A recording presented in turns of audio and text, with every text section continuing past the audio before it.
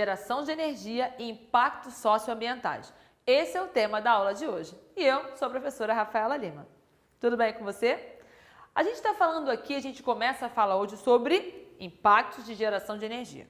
Mas você tem que pensar primeiro de que geração de energia é essa?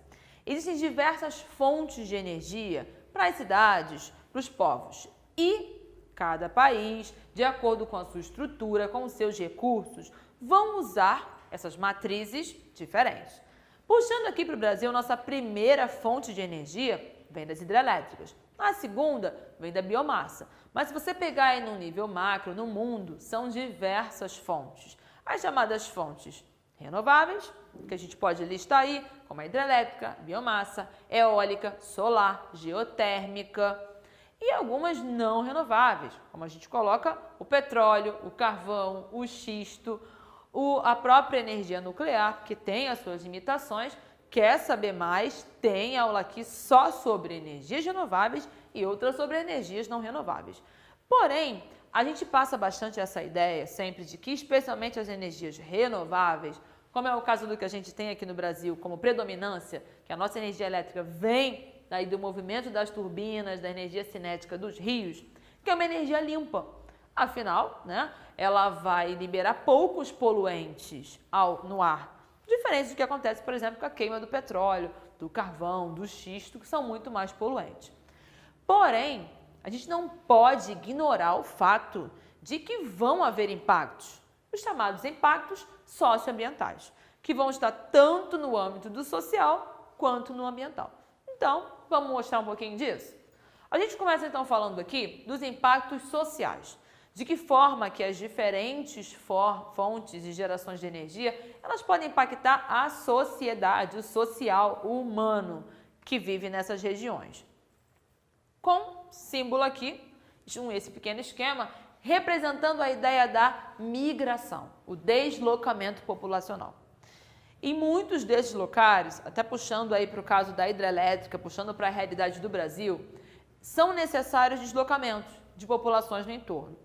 Por quê? Porque hidrelétricas elas podem ocupar áreas muito grandes, e não só falando de hidrelétrica, mesmo um parque eólico, mesmo aí a instalação de uma usina nuclear, pode haver a demanda para que a população seja removida. É claro que há toda uma questão financeira, legal, para que essas pessoas elas tenham um novo lugar, que haja uma indenização, só que muitas vezes isso não fica tão bem ajustado, causando aí uma cascata de problemas. Porque aí da migração, eu levo a questão da desapropriação, eu levo a questão do desemprego, porque muitas vezes o que aquelas pessoas sabiam fazer estavam ligadas àquele lugar, àquele rio, àquele espaço, então vai interferir na questão do desemprego, que dali vai desbocar uma série de outros problemas.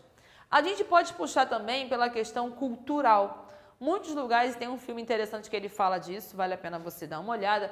É um filme chamado Narradores de Javé, que mostra essa realidade de um povo que se vê pressionado a se deslocar, sendo que ele tem uma história, ele tem ali os antepassados, toda uma questão, mas que eles não conseguiam provar isso.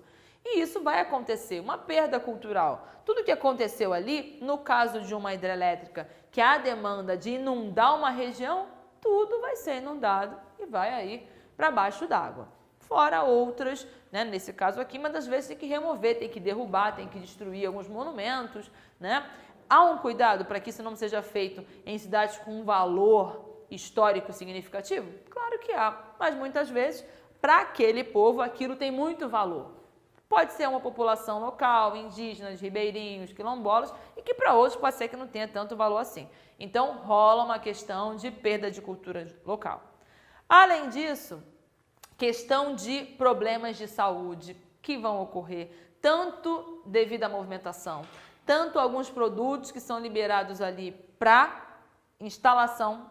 Se for o caso da energia não renovável, que é mais poluente, mais particulado, caso aí da combustão, muita queima, muita fumaça, vai impactar. E ainda uma questão da paisagem mesmo. As alterações na paisagem, elas mudam a estética local, podem influenciar o turismo às vezes de forma negativa.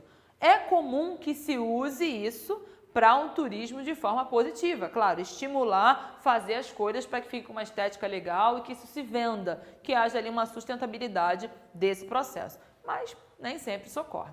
Então, de impactos sociais, eu dissertei um pouco sobre alguns desses impactos. Mas a gente também tem que puxar para a questão dos impactos ambientais. Você viu aqui, né, o caso de uma inundação, aí no caso das hidrelétricas, né? Tenho aqui uma árvore, né, só sobrou a estrutura dela. Por quê? Puxando para a questão das hidrelétricas, é normal e é o correto que haja no processo antes do início do alagamento para fazer a reserva da hidrelétrica, que haja um plano de educação ambiental, que ambientalistas, que especialistas, que ecólogos, eles possam estar indo a campo para recolher o máximo de animais, para que não haja simplesmente, né, uma mortandade ali ou afogue um grande número de seres. Mudas sejam retiradas dali, mas é claro que uma grande leva vai ser inundada. Essa decomposição nessa água vai produzir gases também que vão causar impactos ambientais. Rola uma poluição ambiental ali. Se eu degradei, se eu desmatei uma parte para construir um parque eólico, um parque para energia solar, uma usina nuclear, vai rolar um desequilíbrio ambiental. Isso sempre vai acontecer. E esse desequilíbrio ambiental ele vai levar à morte de seres que, se essa população ela é grande e ela migrou para outros lugares, ou eu tenho outras populações dessas em outros lugares, a espécie está ok, ela está salva. Mas se é uma população endêmica, o que é uma população endêmica? Que ela ocorre apenas em uma região, apenas só e só. Se eu inundo, se eu destruo logo essa região, essa perda pode ser para sempre. Afinal, eu eliminei aquele habitat, aquela espécie ela fica sem condição de se desenvolver. Muitas vezes é levado para cativeiro, para que haja uma tentativa de reprodução, uma tentativa de instalação em outros locais, mas é óbvio que eu vou causar um impacto ambiental. Eu causo um desequilíbrio nas populações, um desequilíbrio nas cadeias alimentares, então isso vai acontecer. Então, perda de espécies que podem ocorrer, especialmente espécies endêmicas, um desequilíbrio ambiental, populacional, de cadeias alimentares e a questão da poluição ambiental. Tanto dejetos oriundos desse processo que podem contaminar rios, contaminação de ar e contaminação de solo. Tranquilo? Então, pontuei com você na aula de hoje alguns impactos sociais, alguns impactos ambientais e fechamos então a nossa aula de hoje. Até a próxima, tchauzinho!